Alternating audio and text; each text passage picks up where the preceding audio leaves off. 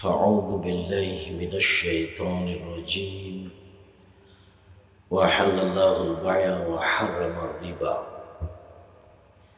عن جابر رضي الله تعالى عنه قال لعن رسول الله صلى الله عليه وسلم آكل الربا وموكله وكاتبه وشاهديه وقال هم سواء। সম্মানিত অত্র দিনী বৈঠকের মুসলিম ভাই বোন, প্রশংসা আল্লাহর জন্য, শান্তি অবতীর্ণ হোক আল্লাহ রাসূলের উপর সাল্লাল্লাহু আলাইহি ওয়াসাল্লাম। আজকের দিনে সংক্ষিপ্ত সময়ে বক্তব্যের বিষয় সুদ ও ঘুষ। যেসব মাধ্যমে সরাসরি জাহান্নাম ঘোষণা হয়েছে তার একটি বড় পাপ হলো সুদ। আবু হুরায়রা রাদিয়াল্লাহু তাআলা আনহু বলেন, রাসূল সাল্লাল্লাহু আলাইহি ওয়াসাল্লাম বলেছেন, 7 শ্রেণীর মানুষ ধ্বংস হবে, ওরা জাহান্নামে যাবে। তার এক শ্রেণীর মানুষ হচ্ছে আকিলাতুর রিবা, সুদখোর। যারা সুদ খায় তারা জাহান্নামে যাবে, এ কথা রাসূল সাল্লাল্লাহু আলাইহি সাল্লাম বলেন। আল্লাহ তাআলা বলেন, ওয়াহাল্লাল্লাহুল বাই'a ওয়া হারামার রিবা। আল্লাহ তাআলা সুদকে হারাম করেছেন আর ব্যবসা ক্রয় বিক্রয়কে হালাল করেছেন। পাশাপাশি দুইটা কথা কেন? ওই সময় এক শ্রেণীর মানুষ বলছিল যে ব্যবসায় টাকা বাড়ে, সুদেও টাকা বাড়ে, তো সুদ কেন হারাম, ব্যবসা কেন হালাল? ব্যবসাতেও টাকা বাড়ে, সুদেও টাকা বাড়ে, তো সুদ কেন হারাম, ব্যবসা কেন হালাল? তা আল্লাহ তাআলা ওই কথাটাই বলছেন, আল্লাহ তাআলা সুদকে হারাম করেছেন আর ব্যবসাকে হালাল করেছেন। পাশাপাশি দুইটা সাইড একটু উল্লেখ করলে বোঝা যাবে। আল্লাহ তাআলা বলেন, ইয়ামহাকুল্লাহুর রিবা ওয়া ইউরবিস সাদাকাত। সুদ মানুষের টাকাকে কমিয়ে দেয় আর দান মানুষের টাকাকে বেশি করে দেয়। কেন সুদ হারাম? এই জন্য যে মানুষ সুদ খেলে মানুষ নিঃস্ব হয়ে যাবে, টাকা কমে যাবে, এই কথা আল্লাহ বলছেন। আর আব্দুল্লাহ ইবনে মাসউদ রাদিয়াল্লাহু তাআলা আনহু বলেন, রাসূল সাল্লাল্লাহু আলাইহি সাল্লাম বলেছেন, ইন্নার রিবা ওয়া ইন কাসরা, ইন্নার রিবা ওয়া ইন কাসরা। যদিও সুদ বাহ্যিকভাবে বেশি হয়, ফাইন্না তাসিরু আকিবাতুহু ইলা কাল্লিন, তবে তার শেষ পরিণতি হচ্ছে নিঃস্ব। উভয়ের সমন্বয়ে আমি একাধিক দিন বলেছি, যারা সুদ খাবে তাকে ভিক্ষুক হতেই হবে, আজ হোক আর কাল হোক। যারা সুদ খাবে তারা নিঃস্ব হবে, এ কথাই ঠিক। ভিটা বাড়ি হারাবে, জমি জায়গা হারাবে, এবং পৃথিবীর বড় বড় দেশে টাকা চলে যাবে, বাকিগুলি দেশ দেউলিয়া হয়ে যাবে। দেশের 2-1 জনের হাতে টাকা চলে যাবে আর বাকি জনগণগুলি নিঃস্ব হয়ে যাবে। কেন? আল্লাহ তাআলা বলছেন সুদ মানুষের টাকাকে কমিয়ে দেয়, আর রাসূল সাল্লাল্লাহু আলাইহি ওয়াসাল্লাম বলছেন সুদের পরিণাম হলো নিঃস্ব। অতএব সুদ খেলে মানুষকে একদিন না একদিন ভিক্ষুক হতেই হবে। মানুষের পরিণতি সুদের ফলাফলে ভয়াবহ। জাহান্নাম তো আছেই, দুনিয়াতে তাকে ভিক্ষা করে খেতে হবে, হয় সে করবে না হয় তার ছেলে মেয়ে করবে। তার মানে এই টাকা টিকবে না। যেহেতু আল্লাহ বলেছেন টিকবে না, যেহেতু নবী বলেছেন টিকবে না, কাজে এর ফলাফল ভয়াবহ। সম্মানিত দিনী ভাই বোন, তোমরা ওখানে কি করছো? যে কয়েকজন দাঁড়িয়ে আছো ওখানে, তোমরা কি দেখাশোনা করছো? তোমরাই কি দায়িত্ব পালন করছো না?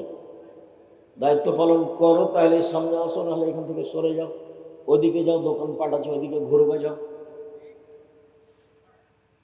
সম্মানিত দিনী ভাই বোন, আপনাদের আমরা সম্মান করে অল্প কিছুক্ষণ কথা বলতে চাই।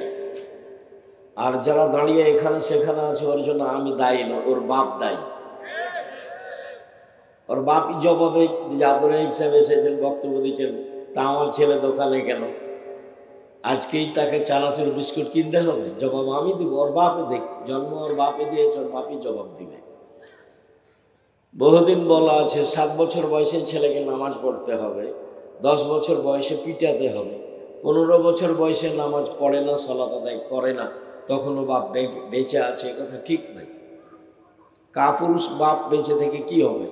মরে গেলে কোনো সমস্যা নেই। জামিয়া সালাফিয়া আল্লাহর রহমতে আপনার এতিম ছেলে মেয়েকে লালন পালন করবে ইনশাআল্লাহ। আপনার মতো অযোগ্য বাপ সমাজের ক্ষতি করুক, এটা আমি চাই না। দোকানপাটে বসে আছে কেন? ওটা তো সমাজের ক্ষতি। ওর হাতে বড় মোবাইল আছে, ল্যাংটা মেয়ে আছে, তো ওকে দিয়ে আপনি কি করবেন? ওকে দিয়ে হবেই বাকি। আর যদি মনে করেন যে আমার ছেলে খুব মেধা ভালো, বড় ডাক্তার, তাহলে অধিকাংশ ডাক্তারই প্রতারক। কিভাবে? যে কোম্পানিটাকে টাকা দিয়েছে সেই কোম্পানির ওষুধ লিখেছে। আমি বলি না যে ভালো নেই, দুই একজন আছে, দুই একজন তবে ব্যতিক্রম।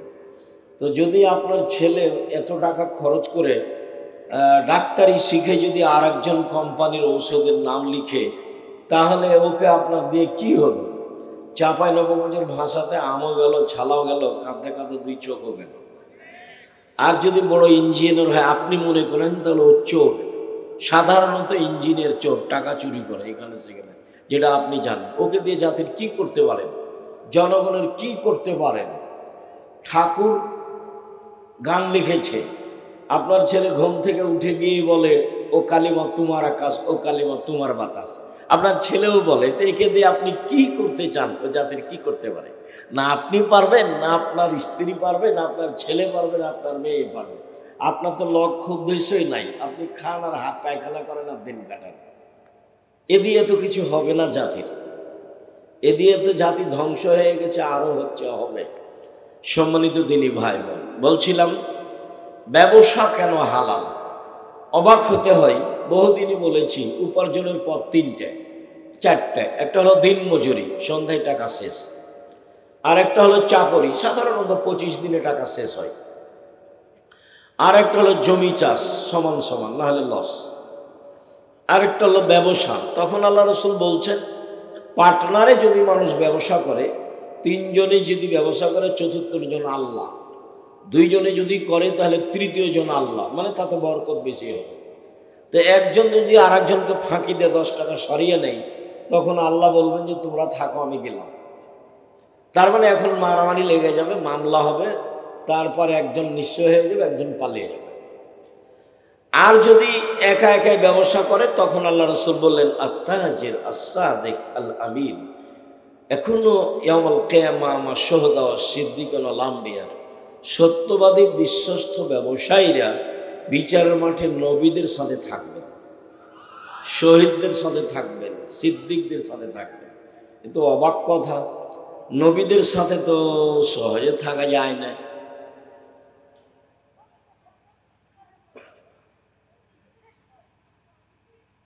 কোরআন বলছেন যে আমি রাসূলের কাছে অজুর পানি আর মেশক নিয়ে আসলাম।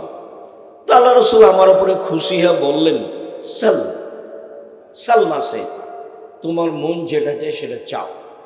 আমি অজুর পানি আর মেশক দিয়েছি, খুব খুশি। মালিকের অধীনস্থ লোক যদি মালিকের কাজ খুব প্রস্তুতি নিয়ে করে, তো মালিক খুব খুশি থাকে, খুব খুশি। ও সাহাবী বলছেন যে আসআলুকা মুরাফাকাতাকা ফিল জান্নাহ, আপনার সাথে জান্নাতে থাকতে চাই। তখন আল্লাহ রসুল বলছেন যে আওয়া গায়রা জালিক, না এটা নয়, এটা নয়, অন্য কিছু চাও। তো সাহাবী বলছেন হোয়া জাকা, ওইটাই চাই। তখন আল্লাহ রসুল বলছেন আইনি আল্লাহ নাফসিক বিকাসরাতিস সুজুদ, তুমি তাহলে বেশি বেশি সালাত আদায় করে তাহাজ্জুদ পড়ে আমাকে সহযোগিতা করো। আসলে আমি কাউকে সাথে নিয়ে থাকতে পারবো না। আমার সাথে থাকার একটা পথ আছে, নিয়মিত তাহাজ্জুদ পড়তে হয়। এই ছেলে কথা বলে কে? কোনো সমস্যার মুখোমুখি কথা বলতে হবে না। আর রাগ দেখানোর আর কোনো এখানে সুযোগও নাই, যা হয়েছে হয়েছে। তোমরা যারা দাঁড়িয়ে আছো, চলো পিছনে যারা হইচই করছে তাদেরকে বসতে বলো, না হলে যেতে বলো। আমরা কয়েক মিনিট কথা বলি, অল্প সময়। সম্মানিত দিনী ভাই বোন, তো রাসূল সাল্লাল্লাহু আলাইহি সাল্লাম বললেন, ব্যবসায়ী, সত্যবাদী ব্যবসায়ীরা নবীদের সাথে থাকবে। অথচ একজন সাহাবী বলছেন যে আমি আপনার সাথে জান্নাতে থাকতে চাই। তাহলে রাসূল বলছেন না, এভাবে হবে না, তাহাজ্জুদ পড়তে হবে, তাহলে আমার সাথে থাকা যাবে। আর আল্লাহ রাসূল নিজেই বলছেন যে সত্যবাদী ব্যবসায়ীরা নবীদের সাথে জান্নাতে থাকে। ব্যবসা কি জিনিস, অবাক কথা। আবার আরো জরুরি কথা যে রাসূল সাল্লাল্লাহু আলাইহি সাল্লাম বলেছেন, কেউ যদি 2টা মেয়ের লালন পালন করে, বিবাহ শাদী দিয়ে দেয়, তাহলে সেই পিতা আর আমি জান্নাতে একসাথে এভাবে থাকব। তাহলে এইটা আর একটা পথ বের হলো যে রাসূলের সাথে জান্নাতে থাকার আর একটা পথ আছে, মেয়ের লালন পালন। মেয়ের লালন পালন যদি পিতা করে তাহলে ও রাসূলের সাথে থাকতে পাবে জান্নাতে, এবং এইভাবে একসাথে। তখন বলেছেন যে এতিমকে যদি লালন পালন করে তাহলে আমার সাথে থাকবে, তবে একটু ফাঁকা। আর যদি 2টা মেয়ের লালন পালন করে তাহলে একসাথে। তো এখন আপনার মেয়ে এসেছে, লম্বা লম্বা নখ আছে, নেল পালিশ নখে আছে, আপনি থাকবেন জান্নাত রাসূলের সাথে? মানে কিভাবে লালন পালন হলো? তাহলে রাসূল সাল্লাল্লাহু আলাইহি ওয়াসাল্লাম বলছেন, লালন পালন হলে ফাআল্লামাহুন্না, বিদ্যা শিখিয়ে দিল, ও আদাবাহুন্না, শিষ্টাচার শিখিয়ে দিল, আহসানা ইলাইহিন্না, তার সাথে ভালো আচরণ করলো। তো শিষ্টাচার যেহেতু আপনিও জানেন না, তো মেয়ে তো জানার প্রশ্নই আসে না। শিষ্টাচার কি জিনিস? বলে শিষ্টাচার খাওয়ার জিনিস। তো শিষ্টাচার, তো এখন ডক্টর লোকমান সাহেবকে আমি 1 গিলাস পানি দিলাম বা আপনি 1 গিলাস পানি দিলেন, তো উনি বললেন জাযাকাল্লাহ খায়ের। আর আপনি আমাকে 1 গিলাস পানি দিলেন, তখন আমি বললাম থ্যাংক ইউ। তো দুটাই তো ধন্যবাদ। তো দুটার সমতা কি? কয়েক কোটি থ্যাংক ইউ যদি এক জায়গাতে জমা করেন তো কি হতে পারে? কিছুই না। আর জাযাকাল্লাহ খায়ের মানে জানেন, কোনোদিন হিসাব করেছেন? 1 গিলাস পানি দিলে এর বিনিময়টা আমি আল্লাহকে দিতে বললাম। আমি মানুষ, আমি এর কি দিব? দিল না, 10টা টাকাই দিলাম। তখন আমি বললাম যে আল্লাহ, 1 গিলাস পানির বিনিময় তুমি দিয়ে দাও। লন্ডনে বিপদে পড়েছে, ওকে বাঁচিয়ে দিও। ও তো বিনিময় আমি কাকে দিতে বলেছি? আল্লাহকে। তো শিষ্টাচার কে বুঝবে, কাকে বুঝাবে? লন্ডনে গেছি এক পরিবার, সকালে খাওয়াবে দাওয়াত। তো ওরা নীলফামারীর মানুষ, অনেকদিন আগে গেছে। বাড়িতে ঢুকছি, দরজাতে তার ছেলে বের হয়ে আসে। তো ছেলে বাপকে বলছে গুড মর্নিং, তো বাপও বলছে গুড মর্নিং। এবার খেতে বসলাম। আমি আর কি বলি, আমি বলছি দেখেন, লন্ডন টাকা ইনকাম করতে এসেছে, আদর্শ বিক্রি করতে আসেনি। তো সাক্ষাতে বলতে হতো আসসালামু আলাইকুম, তোমাদের প্রতি সালাম অবতীর্ণ, শান্তি অবতীর্ণ হোক। তো এখন আসসালামু আলাইকুম এইটা আর গুড মর্নিং, এই কয়েক কোটি গুড মর্নিং আর আসসালামু আলাইকুম, তোর আর সমতা কি আছে? বোঝে না ওরা, অন্তর আছে বোঝে না, দেখে না ওরা, চক্ষু আছে দেখে না, শোনে না ওরা, কান আছে শোনে না। উলাইকা কাল আনাম, তারা পশু প্রাণীর মতো, তারা গরু ছাগলের মতো, তারা কুকুর শ্রীর মতো, বালু মাজাল, বরং তার চেয়েও খারাপ। কি জীবন আপনার বাপ বেটা বেটি সবার জীবনটা দেখলে আমারও অবাক হতে হয় যে এটা পশু প্রাণীর জীবন, গরু ছাগলের মতো। আপনি কি ঠিক করেছেন আপনার ছেলের এবং মেয়ের? ছেলের তো দাড়ি চাঁচা আছে আল্লাহর রাস্তা, আর চুল কাটা আছে, দেখেন ওপরে চুল আছে, নিচের দিক নাই। ওটা কি শিষ্টাচার?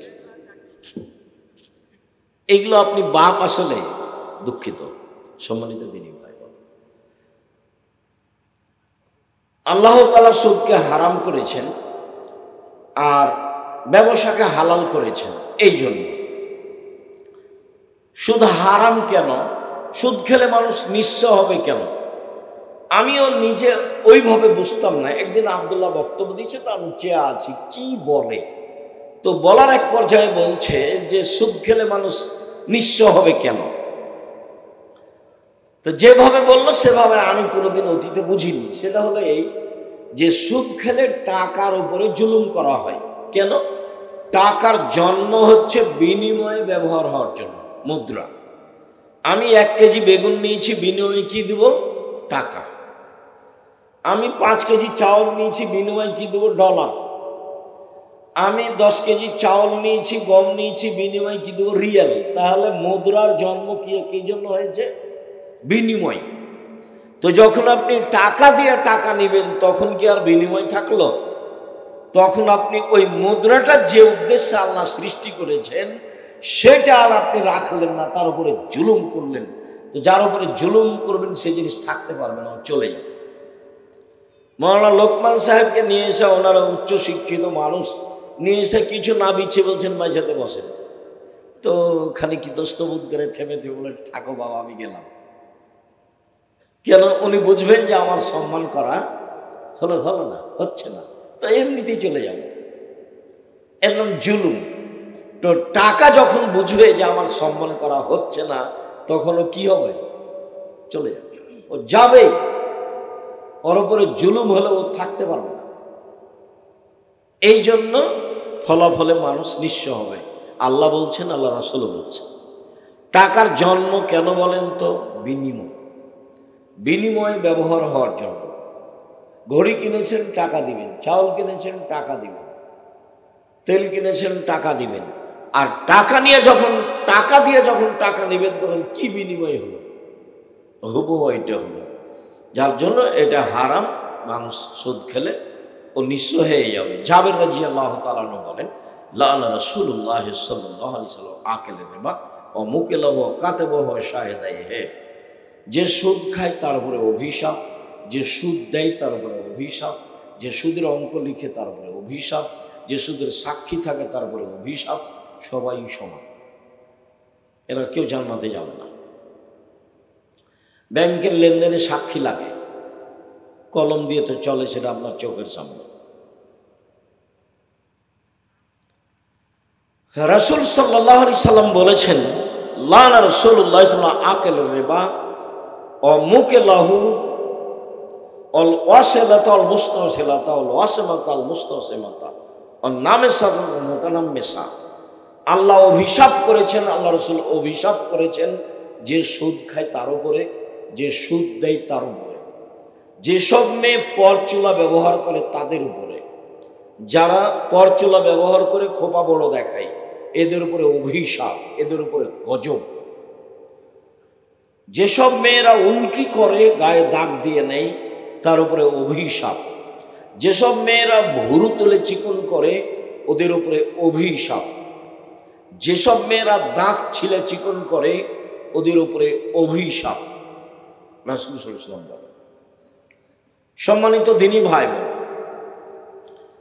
শিষ্টাচারের কথাটা বলে আমরা তাড়াতাড়ি আগে যাই। আসলে শিষ্টাচার শিখতে পারলাম না, তো না নিজে শিখলাম না ছেলে মেয়েকে শিখালাম।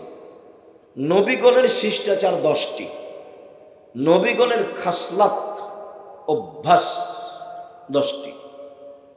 এক, লোহা, দাড়ি বড় করতে হবে। কেটে ফেললো কাবিরা গুনাহ হবে, চেঁচে ফেললো হবে। চেঁচে ফেললে চোখের পাওয়ার কমে যাবে, স্ত্রী মিলনের ক্ষমতা কমে যাবে। চেঁচে ফেললে অভিশাপ হবে তার উপরে। কেন? ও এখন নারী হতে চায়। দাড়ি নেই কার? মহিলার। তো চেঁচে কি হতে চাচ্ছে? মহিলা হতে চাচ্ছে। একটা থেকে আর একটা যখন হতে চাই তখন তার উপরে অভিশাপ হয়। রাসূল সাল্লাল্লাহু আলাইহি সাল্লাম বলছেন, 3 শ্রেণীর মানুষের উপর অভিশাপ, ওরা জান্নাতে যাবে না। তার এক শ্রেণীর মানুষ হচ্ছে রাজলাতু মিনান নিসায়ে, পুরুষের বেশধারী নারী, যারা পুরুষের জুতা স্যান্ডেল পরে, যারা পুরুষের শার্ট প্যান্ট পরে, যারা পুরুষের পোশাক পরে, তারা জান্নাতে যাবে না। ওরা পুরুষের বেশ ধারণ করতে চায়। ওরা আল্লাহর দেওয়া যেটা রূপ চেহারা গতিবিধি সেটা পরিবর্তন করতে চায়। সেজন্য তার উপরে অভিশাপ। ও জাহান্নামে চলে গেছে, ঢুকেনি কেন? মরেনি এই জন্য।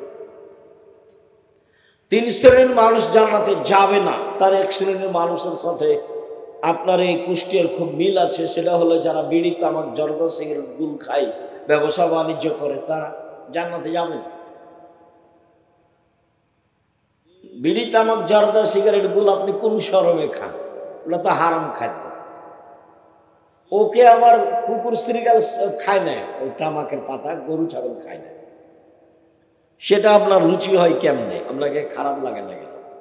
আর যে দায়ুস, যার বাড়িতে পর্দা নেই, পরিবার ঠিক মতো চলে না, ও জাহান্নামে যাবে। সম্মানিত দ্বীনী ভাই বোন, বলছিলাম রাসূল সাল্লাল্লাহু আলাইহি সাল্লাম বললেন নবীগণের বৈশিষ্ট্য 2, দাড়ি লম্বা করতে হবে আর মুছ কেটে ফেলতে হবে, মুছে ব্লেড ব্যবহার করা যাবে না। 3 কাসুল আজফার, নখ কেটে ফেলতে হবে। কপালে টিপ দেওয়া হিন্দু মেয়েদের শিষ্টাচার, হিন্দু মেয়েদের। আর নখে নেইল পালিশ দেওয়া ইহুদি খ্রিস্টানদের পতিতালয়ের মেয়েদের বৈশিষ্ট্য। নখে নেইল পালিশ দেওয়া ইহুদি খ্রিস্টানদের পতিতালয়ের মেয়েদের বৈশিষ্ট্য। মুসলিম মেয়েরা নখে কি দিবে? মেহেদি দিবে। হাতের নখে তো দিবে দিবে, পায়ের নখেও দিবে। মুসলিম মেয়েরা হাতের নখে তো দিবে মেহেদি, দিবে পায়ের নখেও দিবে। নখ কেটে ফেলতে হবে, অন্যথা লেবে বগলের লোম উঠিয়ে ফেলতে হবে। ব্লেড ব্যবহার করা যাবে না, নারী পুরুষ একই হুকুম। ও হালাকুল আনাত, নিচের লোম পরিষ্কার করতে হবে, ঊর্ধ্বে টাইম 40 দিন। যেভাবে সহজ, যেভাবে সম্ভব, নারী পুরুষ একই হুকুম। ইন্তেকাসুল মা, পেশাব পায়খানার পরে পানি দিয়ে পবিত্রতা অর্জন করতে হবে। আগে ঢেল টিস্যু পেপার পরে পানি, এই কথা মিথ্যা। আগে ঢেল টিস্যু পেপার পরে পানি, এইটার আসলে নিয়ম নয়।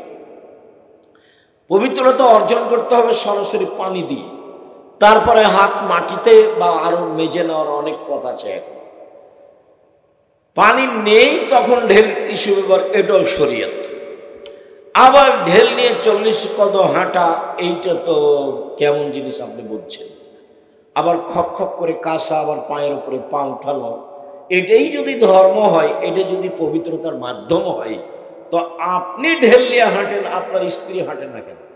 আপনি একাই জান্নাতে যেতে চান? ও যাবে না তো বলছে ও যদি ঢেল নিয়ে হাঁটে তাহলে মানুষ দেখলে কেমন কেমন লাগে, পুরুষকে কেমন কেমন লাগবে। তা আপনি যখন ঢেল নিয়ে হাঁটেন তখন মহিলাকে কেমন কেমন লাগে?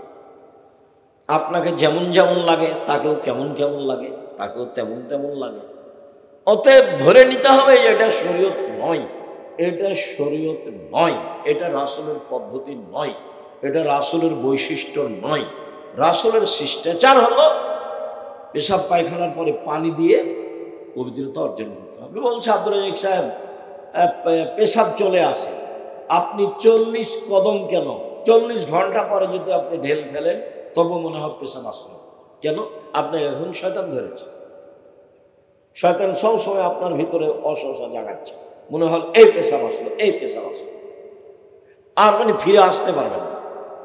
পদ্ধতি আল্লাহ রাসূল বলে দিয়েছেন, পেশাব পায়খানার পরে পানি দিয়ে পবিত্রতা অর্জন করেন। এখন যদি মনে হয় যে পেশাব আসলো, তাহলে আপনি বলবেন এই শয়তান যা যা যা, তোর মুখে লাথি মারি, আমার পেশাব এসে কাপড় ভিজে যাক তো আমি আর উজু করবো, যা যা। তখনও নিরুপায় হবে, তার আগে পর্যন্ত নিরুপায় হবে না। আপনি যতবার অজু করতে যাবেন ততবারই ও বলে একটু পেশাব লেগে গেছে, একটু পানি ছিটে দেন। আপনি ফিরে আসতে পারবেন না। যাদের অসহসা ধরেছে আপনি তাদের জিজ্ঞাসা করে দেখেন, তার দিনটাই শেষ। আল্লাহ রাসূল বলছেন যে শয়তান যদি বলে যে সালাত হয়নি, সালাত হয়নি, তাহলে আল্লাহ রাসূল বলছেন যে শয়তানকে বলে দাও হয়নি, হয়নি, যা, হয়নি তো হয়নি, না হোক তুই যা।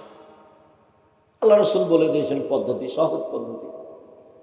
কত ঘন্টা থাকবেন ঢেল নিয়ে, টিস্যু পেপার নিয়ে, যখন ফেলবেন তখনই মনে হবে পেশাব আসলো। কেন? এটা শয়তান করছে, এই বিপদে শয়তান ফেলেছে। নবীগুণের বৈশিষ্ট্য। সম্মানিত দিনী ভাই বোন, আবু সাঈদ খুদরি রাদিয়াল্লাহু তাআলা আনহু বলেন, রাসূল সাল্লাল্লাহু আলাইহি সাল্লাম বলেছেন, স্বর্ণের বিনিময়ে স্বর্ণ, চাঁদির বিনিময়ে চাঁদি, রূপার বিনিময়ে রূপা, লবণের বিনিময়ে লবণ, সমান সমান, নগদ নগদ চলবে।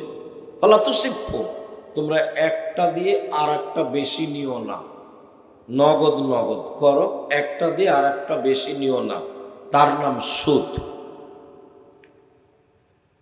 আবু সাঈদ খুদরি রাদিয়াল্লাহু তাআলা আনহু বলেন, একদা বেলাল খায়বার এলাকা থেকে খেজুর নিয়ে আসলেন, তামারুন বারনিউন, খুব ভালো খেজুর। তো আল্লাহ রাসূল বলছেন যে খায়বারের সব খেজুরই কি এমন নাকি?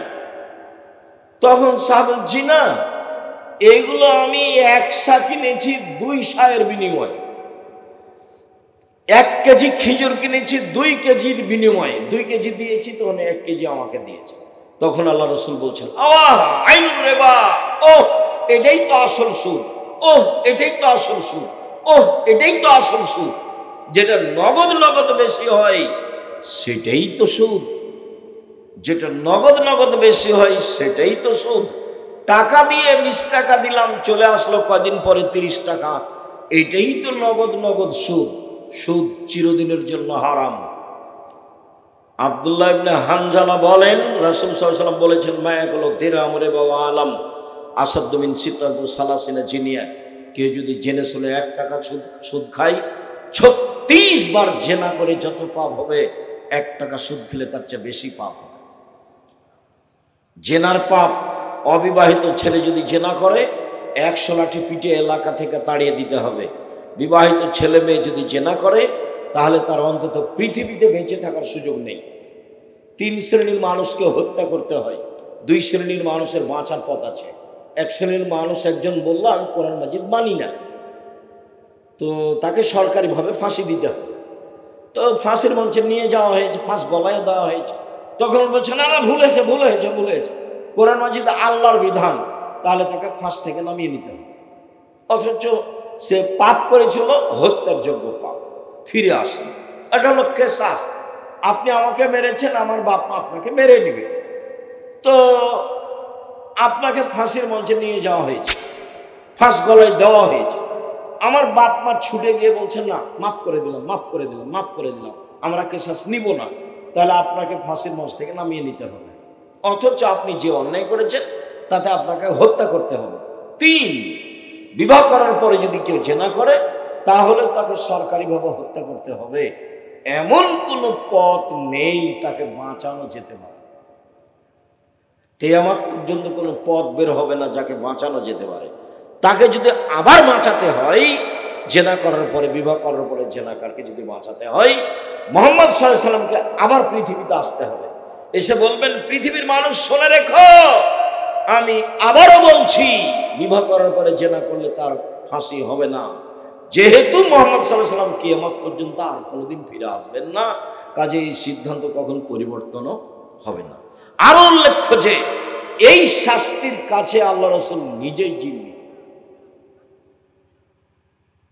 যাকে খালিদ বিন ওয়ালিদ মুখের উপর পাথর মারলেন, একবারে মুখের উপরে পাথর লেগে রক্ত ছিটে খালিদের গায়ে লাগলো, বা খালিদ তাকে গালি দিলেন।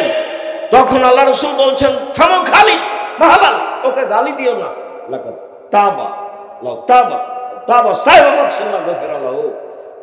এমন তওবা করেছে, এমন তওবা করেছে, বড় থেকে বড় পাপী যদি এমন তওবা করে তাহলে তাকে ক্ষমা করা হবে। খালিদ, একে গালি দিও না। এরপরে আল্লাহ রাসূল নিজে জানাজা করলেন, কাফন দাফন সবকিছু করলেন। তিনি জানাজা করলেন মানে ক্ষমা হয়েই গেছে। তিনি খালিদকে বললেন যে তুমি গালি দিচ্ছ কেন, এ তো ক্ষমা পেয়েছে, এর তওবা যদি এরকম মদিনার লোককে ভাগ করে দেওয়া হয়, সবার পাপ ক্ষমা হয়। তো রাসূল সাল্লাল্লাহু আলাইহি ওয়াসাল্লাম বুঝলেন এর পাপ ক্ষমা হয়ে গেছে। পৃথিবীর এত বড় মানুষ, আদম থেকে নিয়ে কিয়ামত পর্যন্ত এত বড় মানুষ আসেনি, আসবেও না। পৃথিবীর সবচেয়ে বড় সম্মানিত দামি মানুষ, তিনি বুঝলেন তার পাপ ক্ষমা হয়ে গেছে, কিন্তু তিনি বলতে পারলেন না যে ঠিক আছে যাও, তোমাকে ছেড়ে দিলাম, তোমার বিচার হবে না। এই কথা তিনি বলতে পারলেন না। অথচ তিনি বুঝতে পেরেছেন যে তার পাপ ক্ষমা হয়ে গেছে। তাহলে এই হলো জেনার ফল। আল্লাহ রাসূল বলছেন যে 36 বার জেনা করে যত পাপ হবে, 1 টাকা সুদ খেলে তার চেয়ে বেশি পাপ। রাসূল সাল্লাল্লাহু আলাইহি ওয়াসাল্লাম বলছেন, রিবা সাবুনা জুজমাহু, সুদের পাপের 70টা ভাগ রয়েছে। সবচেয়ে ছোট ভাগ হলো মার সাথে জেনা করলে যেমন পাপ। নাউজুবিল্লাহ। কোন পাপকে এইভাবে বলা হয়নি। দুনিয়াতে অনেক পাপ আছে, মানুষকে হত্যা করা পাপ আছে, জেনা করা পাপ আছে, আপনার সালাত আদায় না করা পাপ আছে, অনেক বড় বড় দুনিয়াতে পাপ আছে। বাপ মাকে অমান্য করা পাপ আছে, শিরক করা পাপ আছে, বিদআত করা পাপ আছে। কোন পাপকে এইভাবে বলা হয়নি যে ওর মায়ের সাথে জেনা। অথচ বলছে যে সুদ খাই সুদের পাপের 17টা ভাগ রয়েছে। ছোট ভাগ হলো মার সাথে জেনা করলে যেমন পাপ হয়। সম্মানিত দিনী ভাই বোন, 4টা কথা থাকছে। 5 ওয়াক্ত সালাত, যার কোনো ছাড় নেই। মানুষের জীবনে সবচেয়ে জরুরি, ব্যতিক্রম, ভিন্ন ধরনের কাজ হলো 5 ওয়াক্ত সালাত। কোনো আপোষ নেই আর কোনো ছাড় নেই। মানুষের দ্বিতীয় জরুরি কাজ হলো হালাল রুজি। হারামের সবচেয়ে বড় পথ হলো আপনার সুদ। আল্লাহ রাসূল বলছেন, লা ইয়াদখুলুল জান্নাতা লাহমুন নাবাতা মিনাস সুহতে, যেই শরীর হারাম উপায়ে বাড়ে ও জান্নাতে যাবে না। আবার বলছেন, কুল্লু লাহমিন নাবাতা মিনাস সুহতে কানাতিন নারু আওলা বিহি, যেই শরীর হারাম উপায়ে বাড়ে তার জন্য জাহান্নামই যথেষ্ট। যেই শরীর হারাম উপায়ে বাড়ে তার জন্য জাহান্নামই যথেষ্ট। বড় চাকরি করে, ব্যাংকে চাকরি করে, লোন নিয়ে বাড়ি করেছে, বউ বেটি খুশি, সবাই খুশি, 6 তলা বাড়ি, লিফটে উঠে আর যায়। ওর তো জানাজাই হবে না। আপনি আমাকে দিয়ে জানাজা করান তো দেখি। আব্দুর রহিম সাহেব, আপনার জামিয়া সালাফে 5 কোটি টাকা থাকলো, এনার জানাজা করে দেন, বলেন তো দেখি। আপনার ছেলে মেয়েকে বলে যায়, জানাজাই হবে না। যার ঋণ আছে তার জানাজা নেই। লোন করে আপনি বাড়ি ঘর করে কি বুঝাতে চাইলেন? রাসূল সাল্লাল্লাহু আলাইহি ওয়াসাল্লাম বলছেন, লা ইয়াদখুলুল জান্নাতা জাসাদুন গুযিয়া বিল হারাম, ওই শরীর জান্নাতে যাবে না যে শরীর হারাম উপায়ে বেড়েছে। যত হারাম উপার্জনের পথ আছে সব বন্ধ করতে হবে। রাসূল সাল্লাল্লাহু আলাইহি ওয়াসাল্লাম বলছেন, এমন একটা সময় চলে আসছে, আমার উম্মত জনগণ পয়সা উপার্জন করবে, বিবেচনা করবে না সেটা বৈধ না অবৈধ। বসাতাত আলাইকুমুদ দুনিয়া কামা বসাতাত মান কাবলাকুম, পৃথিবীর উপার্জনের পথ তোমাদের সামনে তুলে ধরা হবে। দেখবা খালি টাকা টাকা, কত পথ উপার্জনের। বসে বসে টাকা ইনকাম করছে মোবাইল টিপে, অবাক উপার্জন। বসে বসে কোনো বিনিময় নেই, কোনো পরিশ্রম নেই, অথচ উপার্জনের পথ 4টে। 1 দিন মজুরি, 2 চাকরি, বৈধ ফ্যাক্টরিতে চাকরি করেন সেটাও চাকরি, স্কুল কলেজে চাকরি করেন সেটাও চাকরি, কোন ফ্যামিলি পরিবারে কাজ করেন সেটাও চাকরি। যার মাসিক বেতন রাসূল নির্ধারণ করেছিলেন, আপনারও বেতন নির্ধারণ আছে। আরেকটা হলো জমি চাষ, আরেকটা হলো ব্যবসা। ব্যবসা 2 ধরনের, পার্টনারের ব্যবসা, এতে বরকত বেশি, টিকে থাকা কঠিন। আর হলো একাই ব্যবসা, তখন নবীর সাথে থাকবেন। সত্যবাদী ব্যবসায়ী ফাঁকি দিয়ে ব্যবসা করেছেন, 10 টাকার জিনিস বলেছেন 20 টাকা। ঢাকা বায়তুল মুকাররমে জুমার দিন চতুর্দিকে পাঞ্জাবি বিক্রি হয়, কাপড় চোপড়। একজন বলছে পাঞ্জাবি, আর একজন বলছে 3000। তো সন্ধ্যার সময় 300 টাকার জিনিস অনেকটা বিক্রি করেছে 3000-এ। খুব খুশিতে বাড়ি যাচ্ছে। বিশ্বাস করেন 3 মাস পরে গিয়ে দেখেন লোকটা নেই, দোকানও নেই। আল্লাহ রাসূল বলেছেন, মিথ্যা কথায় ব্যবসা করে যারা তাদের টাকা পয়সা হারিয়ে যাবে। তিনি বলেছেন, 3 শ্রেণীর মানুষের সাথে আমি বিচারের মধ্যে কথা বলবো না। 1, টাকনো নিচে পাঞ্জাবি লুঙ্গি পরে যে। 2, মিথ্যা কথায় ব্যবসা করে যে। 3, বেশি বয়সে জেনা করে যে। এদের সাথে আমার কোনো কথা নেই বিচারের মাঠে। সত্য ব্যবসায়ী নবীর সাথে থাকবেন, তো মিথ্যুক ব্যবসায়ীর সাথে এবার নবীর আল্লাহর কোনো কথাই নাই। যাও সুন্দর করে জাহান্নামে চলে যাও। সম্মানিত দিনী ভাই বোন, সুদ থেকে বেঁচে থাকেন। সুদ মহাপাপ। লোন নিয়ে জীবিকা নির্বাহ করিয়েন না। আমি চকলেটের ব্যবসা করতে বলেছি, আমি চকলেটের ব্যবসা করতে বলিনি, আমি বলেছি কম পয়সার ব্যবসা। চকলেট বলে কি বলেছি? কম পয়সার ব্যবসা। লোন নিতে হবে না, ব্যবসা করেন, চকলেট দিয়ে করেন। চকলেটই কম পয়সার ব্যবসা, আরও আছে, জুতা স্যান্ডেল আছে, কলা বিক্রি আছে। ধীরে ধীরে 30 থেকে 40 বছর লাগবে টাকা বেশি হতে। আর ব্যবসা করবেন এই জন্য, আল্লাহকে রাতে বলবেন, আমি ব্যবসা করছি জান্নাত কিনার জন্য। সালাত আদায় করলে জান্নাত পাওয়া যায়, কিনা যায় না। হজ করলে জান্নাত পাওয়া যায়, কিনা যায় না। তাহাজ্জুদ পড়লে জান্নাত পাওয়া যায়, কিনা যায় না। রমজান মাসে সিয়াম রোজা থাকলে জান্নাত পাওয়া যায়, কিনা যায় না। শুধুমাত্র দান করলে জান্নাত কিনা যায়। আল্লাহ বলছেন, পৃথিবীর মানুষ জান্নাত তৈরি করেছি তোমার মালের আর তোমার বিনিময়ে জান্নাত আমি বিক্রি করে দিলাম, যাও টাকা দিয়ে দাও, জান্নাত কিনে নাও। অসহায় মানুষের কাছে দিবেন টাকা। এই যে জামিয়া সালাফের সাথে সম্পৃক্ত এই প্রতিষ্ঠান, এখানে ছেলে মেয়ে পাঠাবেন, জামিয়া সালাফের পক্ষ থেকে সব কিছু দেখভাল হবে, ভালো শিক্ষার ব্যবস্থা করা হবে, জমি জায়গা দিবেন, টাকা পয়সা সহযোগিতা করবেন। শিরক মুক্ত প্রতিষ্ঠান জামিয়া সালাফিয়া, বিদআত মুক্ত প্রতিষ্ঠান জামিয়া সালাফিয়া, দল মুক্ত প্রতিষ্ঠান জামিয়া সালাফিয়া, সংগঠন মুক্ত প্রতিষ্ঠান জামিয়া সালাফিয়া, হিংসা মুক্ত প্রতিষ্ঠান জামিয়া সালাফিয়া, দেশের সর্ববৃহৎ প্রতিষ্ঠান আলহামদুলিল্লাহ জামিয়া সালাফিয়া, দেশ বিদেশের শিক্ষক দিয়ে পরিপূর্ণ জামিয়া সালাফিয়া। আমার মনে বড় সাধ, এই দেশের মাটিতে উন্নত মানের প্রতিষ্ঠান গর্বই করবো ইনশাআল্লাহ, যেখানে ছেলে মেয়ে বাংলা ইংরেজি আরবি উন্নত মানের শিক্ষা অর্জন করে জাতির অন্যায়ের বিরুদ্ধে লড়বে, মুখে কলমে মিডিয়ায় লড়বে ইনশাআল্লাহ। এই যে মুখে আছি, এই যে মিডিয়ার সামনে আছে, কলম সাথে আছে, 50টা প্রশ্ন উত্তর দেওয়া হয়, ফতোয়া বোর্ডে পাস হয়। বাংলাদেশে এরকম কোনো পত্রিকার মালিক দাবি করতে পারবে না যে আমার ফতোয়া বোর্ড হওয়ার পরে, ফতোয়া বোর্ডে পাস হওয়ার পরে 14 জন খালি মুফতি আছে, লক্ষ লক্ষ টাকা খরচ করে আলিতে পত্রিকা বের করেন। আমার কাছে টাকশাল নেই, আমি কোনো ব্যবসাও করি না। আপনার টাকা দিয়ে জামিয়া সালাফিয়া চলে, আপনার টাকা দিয়ে প্রতি মাসে আপনি বেতন দিন জামিয়া সালাফিয়ায় 40 লক্ষ।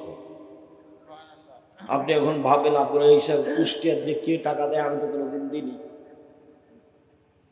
কে দেয় তা তো আমি বলতে পারবো না, আমি তো দেখতে পাচ্ছি প্রত্যেক দিন বিকালে সব মিলে লেবার মিস্ত্রি বিল আছে 40,000 থেকে 50,000 থেকে লাখের মতো প্রত্যেক দিন বিকালে। জমি কিনা তো আছে, জামিয়া সালাফের রূপগঞ্জ নারায়ণগঞ্জ ঢাকা প্রায় 100 বিঘা জমির ওপরে, জামিয়া সালাফের ডাঙ্গিপাড়া রাজশাহী প্রায় 50 বিঘা জমির ওপরে, মহিলা শাখা তানোর রাজশাহী হতে যাচ্ছে 60 থেকে 70 বিঘা জমির ওপরে। প্রায় সব জেলাতেই জমি আছে। কুষ্টিয়াতে যে কোথায় আর একটা জমি আছে অনেক বড়, জি কুষ্টিয়ার পাশে কাছাকাছি শহর আছে, জি ঝিনাইদহ আছে, ফেনীতে আছে অনেক বড় জমি, চট্টগ্রামে আছে অনেক বড় জমি, শহরে আছে 2টা, তারপর ময়মনসিংহ আছে, বগুড়াতে আছে। সারা দেশ জুড়ে জামিয়া সালাফে থাকবে ইনশাআল্লাহ। আপনাকে বলছি, আমি যেটা দাবি রেখেছি সেটা হলো একটু দোয়া, খালি বলবেন আল্লাহ তুমি জামিয়া সালাফে কবুল করো, এইটা।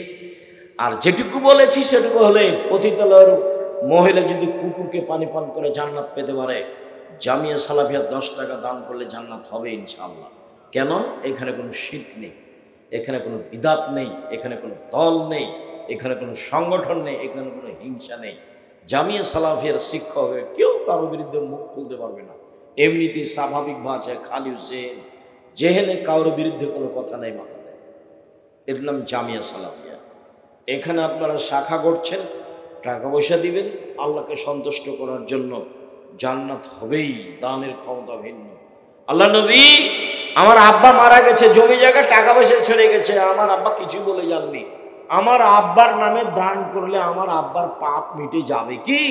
আল্লাহ রাসূল বলেন হ্যাঁ, বুখারী মুসলিম। তখন বললেন না যে ছোট পাপ না বড় পাপ। আমার আব্বা জমি জায়গা ছেড়ে গেছে, টাকা পয়সা ছেড়ে গেছে, ওসিয়ত করে যাননি, আমার আব্বার নামে দান করলে আমার বাপের পাপ মিটে যাবে কি? বলে হ্যাঁ যাবে। দান কবরের শাস্তিকে বন্ধ করে দেয়, দান মানুষের পাপকে মিটিয়ে দেয়, পানি যেমন আগুনকে নিভিয়ে দেয়। কাজেই শিরক মুক্ত বিদআত মুক্ত জায়গায় দান করতে অভ্যাসী হবেন। এই প্রতিষ্ঠানের জন্য দোয়া করবেন, জামিয়া সালাফের জন্য দোয়া করবেন। আমি আপনার কাছে 4টে জিনিসের দাবি রাখি: 1 5 ওয়াক্ত সালাত, 2 হালাল রুজি, 3 কোরআন তেলাওয়াত, 4 আড্ডা পিটা চিরদিনের জন্য হারাম। দোকানে বসে আড্ডা পিটবেন না, এটা হারাম। মোবাইল দেখে ঘন্টার ঘন্টা কাটাবেন না, ল্যাংটা মেয়ে দেখে, এই আড্ডা পিটা হারাম। অল্প দিন বাঁচতে এসেছেন, রাত 10টায় শুয়ে যাবেন, রাত 3টায় উঠে আল্লাহকে কিছু বলবেন, সুবিধা অসুবিধে। অল্প দিন পরে, 1 দিন 2 দিন পরে, 1 ঘন্টা পরে শ্বাস বন্ধ, মানে দুনিয়া শেষ। সকল দিনই ভাই বোনকে আমরা এই কয়েকটি কথা মেনে চলার আন্তরিকভাবে অনুরোধ জানিয়ে, আব্দুর রহিম অনেক গুরুত্বপূর্ণ কথা আপনাদের সামনে পেশ করছিল, তাদের জন্য দোয়া করিয়েন, তাদেরকে যেন আল্লাহ কবুল করেন, তাদের খিদমত কবুল করেন, তাদেরকে যেন আল্লাহ বদনজর থেকে রক্ষা করেন। আমি আপনাদের ছেলে মেয়ের জন্য দোয়া করি, আল্লাহ আপনাদেরকে, আপনাদের ছেলে মেয়েদেরকে হেফাজত করুন। আর সব বই পুস্তকগুলো এখানে আছে, আলিতে পত্রিকা আছে। আমার পক্ষ থেকে একটা আছে ফ্রি, আমি নিজে কিনেছি ফ্রি দেওয়ার জন্য। তো একেবারেই ফ্রি নয়, একটা কিনবেন তখন আমারটা ফ্রি পাবেন। আর এছাড়া অনেক বই পুস্তক আছে, উপদেশ বই। আর আব্দুল্লাহ বইটা আছে নাকি দেখেন, উপদেশ বই আছে, আদর্শ নারী আদর্শ পুরুষ, কয়েকটা বই নিয়ে যাবেন। আর দাওয়াতুল্লাহ সম্পর্কে বিস্তারিত বলুন। দাওয়াতুল্লাহ এখন আর কি বলবো, আপনার শিরক বেদাত মুক্ত আমরা পরিবার গড়তে চাই দাওয়াতুল্লাহর মাধ্যমে। একবারে তেঁতুলিয়া থেকে টেকনাফ পর্যন্ত ছেলে মেয়েকে পরকালমুখী করতে চাই, আদর্শ শিখাতে চাই, আকীদা সংশোধন করতে চাই, কোরআন মাজিদ শিখাতে চাই, সুন্দরভাবে যেন কোরআন মাজিদ পড়তে পারে। রাগের মাথায় তালাক বললে কি তালাক হবে? অবশ্যই হবে। তিনটে জিনিস মজাক চলে না, মজাক করলেও চূড়ান্ত, তার একটা হলো তালাক। নামাজ পড়ার সময় অন্য চিন্তা আসলে এ থেকে বাঁচার উপায় কি? এতে কি নামাজ নষ্ট হয়ে যাবে? জি, বলবেন যে নাউজুবিল্লাহ মিন জালিক। আর বাম দিকে একটু হালকা থুতু, কারো গায়ে যেন না পড়ে, এটাই হলো বাঁচার পথ। না, বাড়িতে পুরুষ মানুষ না থাকলে কি মেয়ে মানুষ মুরগি জবাই করতে পারে? হ্যাঁ, মহিলা মানুষ মুরগি, ছাগল, গরু সব জবাই করতে পারে। বুখারী মুসলিম, বুখারী মুসলিমের হাদিস, হাইজ অবস্থায় জবাই করতে পারে। হাইজ, নেফাস, পবিত্র অপবিত্র সব সময় পারে। বিসমিল্লাহ, বিসমিল্লাহ। কোন ছেলে মেয়ে কি কোনো হিজড়াকে বিয়ে করে সংসার করলে তাহলে কি পাপ হবে? হিজড়াকে তো বাড়িতে ঢুকতে দেওয়া নিষেধ, তো তুমি বউ হিসাবে নিবা কেন থাকে? দুনিয়া মেরে খেয়েছ আর বেটি ছেলে নেই, বোকা আমি মাথায় নিয়ে এসছি। কোরআনে বায়াত সম্পর্কে যে আয়াত আছে, কি কারণে? ওটা হলো রাষ্ট্রীয়ভাবে বায়াত। একটা হলো রাষ্ট্রপ্রধান যিনি, তিনি বায়াত করবেন। আর একটা হলো যখন রাষ্ট্রপ্রধান যুদ্ধের জন্য ঘোষণা দিবেন তখন। সাংগঠনিক বায়াত তুমি কার সাথে করবে? বায়াত যার সাথে বায়াত করেছ। তো তারপরে যদি আর একজন কেউ বলে যে আমার হাতে বায়াত করো, তখন তো পরের জনকে হত্যা করতে হবে। তুমি হত্যা করতে পারবা? বায়াত বুঝো না খাই। তাওজীহুল কোরআনের 3য় খণ্ডে বায়াতের বিস্তারিত আলোচনা আছে। বর্তমান বায়াতগুলিকে বিদআত বলা হয়েছে। লালনের গান বাজনা করা হারাম, কাবিরা গুনাহ। যত গান বাজনা দেখতে পাচ্ছেন আপনার মোবাইলে, সব এগুলো হারাম, কাবিরা গুনাহ। গান বাজনা শুনলে আল্লাহ রাসূল কানে আঙ্গুল দিতেন। গান বাজনা হারাম, কাবিরা গুনাহ। যারা গান বাজনার সাথে আছে তারা সন্ধ্যায় থাকবে মানুষ, সকালে হবে সোর, বানর। সোর আর বানর, সকালে সোর বানর হয়ে যাবে। কবে হবে আল্লাহ ভালো জানে, তবে হয়ে যাবে, এই কথা আল্লাহ রাসূল বলেছে।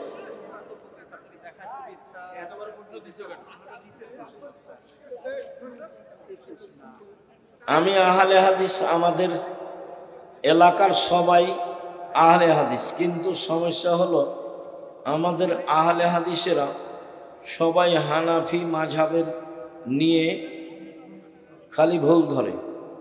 আহলে হাদিস মাযহাবের নিয়ে জি 5 ওয়াক্ত সালাত, হালাল রুজি, কোরআন তেলাওয়াত, আড্ডা পিটা হারাম, জান্নাত হবে ইনশাআল্লাহ। দোকানে বসলেই কারো বদনাম হবে, মুখ বন্ধ রাখতে হবে, জান্নাত হবে। শুকরিয়া, জাযাকুমুল্লাহ খায়। আমার সাথে ভালোবাসার চেয়ে একটা পত্রিকা সাথে নিয়ে যেতে হবে, বই পুস্তক।